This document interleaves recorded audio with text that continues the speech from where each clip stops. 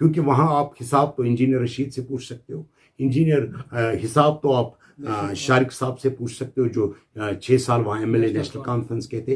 लेकिन मेरे ख्याल में हम जवाबदेह नहीं है। हाँ, कि आप हमारे को एक बार मौका दीजिएगा, हम इंशाल्लाह ज़रूरन वहाँ एक नई तब्दीली लाएंगे, एक नई सुबह लाएंगे। हम इस बात को तस्दीक करते हैं कि लंगेट में अगर हम पंडितपुरी साहब के वक्त 3 काम हुए हैं, मेरे ख्याल में मैं आइडेंटिफाई उन्हें करना चाहता हूँ, जो आज एसोसिएट हॉस्पिटल मेडिकल कॉलेज के साथ है, ये पंडितपुरी साहब के वक्त 2008 में हो गया है।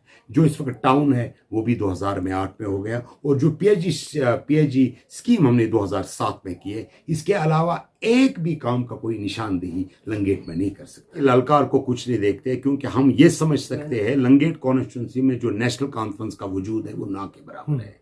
जहां तक आप इंडिविजुअल कोई शख्सियत है, इलेक्शन हर कोई लड़ सकता है, लेकिन as a party People's Conference हम 13 के 13 सीटों पे इलेक्शन लड़ेंगे, और इंशाल्लाह हमारे को लगता है क्या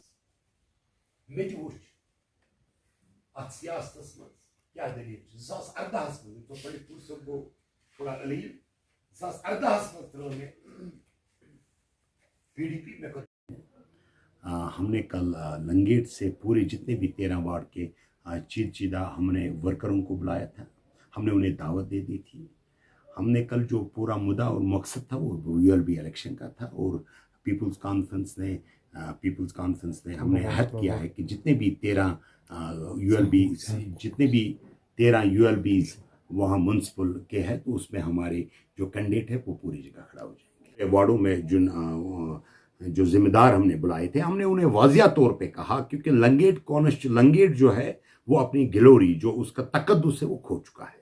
क्योंकि चाहे इंजीनियर अब्दुल रशीद के 10 साल 11 साल हो, चाहे शरीफुद्दीन शारिक के 6 साल हो, 16-17 साल से हम बताएंगे लंगेट यूं का यूं है।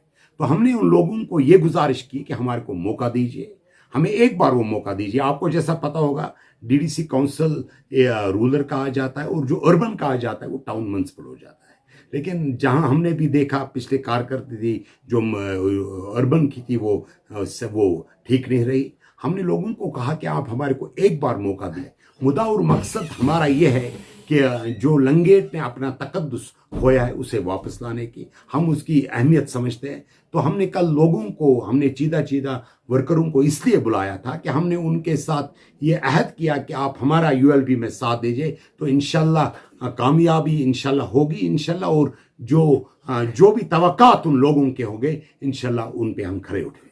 हम हर किसी वार्ड में जाएंगे, हम लोगों से उनका उम्मीदवार उम्मीदवार हमारे को लोग देंगे, तो इंशाल्लाह जैसे हमारे को कल जो हमारे को लोगों का वहाँ जोश लगा, हमें उम्मीद है इंशाल्लाह यूएलबी में जो हमारी फतह है वो इंशाल्लाह जरूर। यहाँ इसी यूएलबी में नहीं, हंदवारा लेके कुपवारा में पूरी पीपुल्स कॉन्फ्रेंस की वेव चल रही है, और इंशाल्लाह हमारी कामयाबी इंशाल्लाह इस टाइम इंशाल्लाह ज़रूर होगी। क्योंकि ये पहली बार है हम लंगेट में, हमने लास्ट टाइम जो यूएलबी के इलेक्शंस हो गए हमने कोई भी पार्टिसिपेशन उसमें नहीं की। इस साल इंशाल्लाह इस जो ये इलेक्शंस होने रहे इसमें हम हर किसी वार्ड में चलेंगे, लोगों से उनका नुमाइंदा पूछेंगे, और इंशाल्लाह उम्मीद है कि हम लोग हमारे को मिलजुल के इंशाल्लाह हमारा जो मकसद है उसमें हमें वो हमें उसे पार करने में चाहे हमें किसी भी कीमत चुकानी पड़ेगी हम कर देंगे।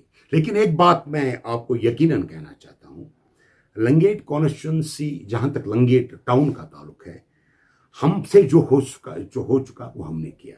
लेकिन बदकिस्मती ये कि हमें मौका नहीं मिला उन लोगों को खिदमत करने की, क्योंकि वहां आप हिसाब तो आप शारिक साहब से पूछ सकते हो जो 6 साल वहाँ एमएलए नेशनल कॉन्फ्रेंस के थे। लेकिन मेरे ख्याल में हम जवाबदेह नहीं है। पहली बार मैं आया हूं लोगों को यूएलबी का वोट मांगने के लिए। यकीनन जब लोग वोट डालेंगे, हार जीत अल्लाह के हाथ में,